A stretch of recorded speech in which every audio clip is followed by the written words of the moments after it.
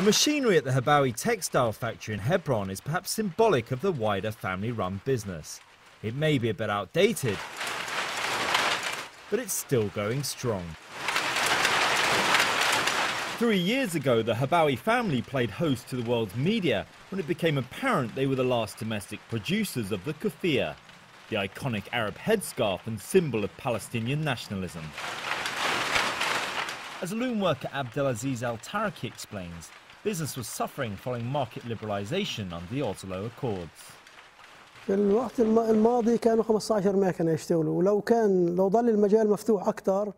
the past, we had 15 machines working.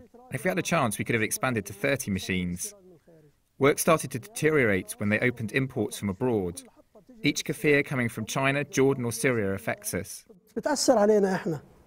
Every imported Keffiyeh sold here means one less sold for us. In the past, we were doing very well. It then deteriorated until we only had 2 machines working in the factory.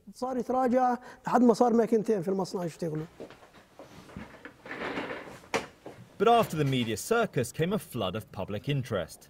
To cope with the requests, a website was set up by one of the family's younger sons, while foreign activists established a campaign group on Facebook. Nora Kassem is one of the administrators of the last Keffiyeh page. As an expatriate Palestinian living in Dubai, she felt social media could help bolster the business.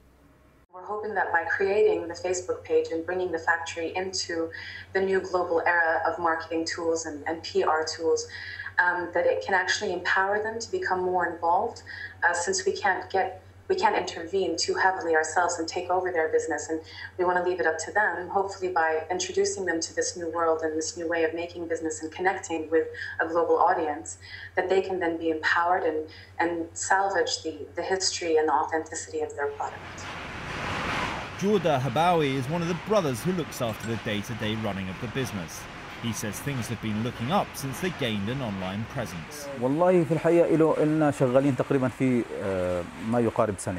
Honestly, it did help.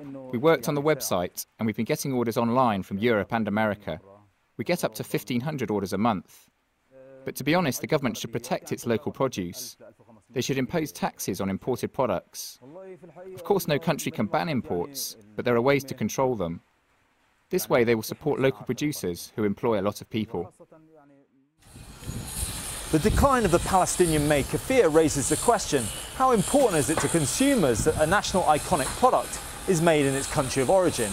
I put that question to shoppers in downtown Hebron. I encourage the local produce, and I would like people to buy from the local producers. Cheap foreign goods kill production here. It's not about the price of this scarf. It's more about the meaning of this scarf.